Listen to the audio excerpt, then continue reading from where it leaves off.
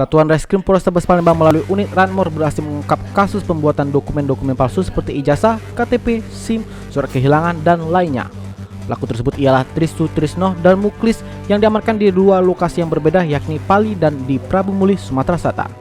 Kasat Reskrim Polrestabes Palembang Kompol Tri Wahyudi mengatakan penangkapan berawal dari laporan masyarakat dan bahwa kegiatan pembuatan dokumen palsu tersebut kemudian anggota menangkap pelaku Tris Sutrisno.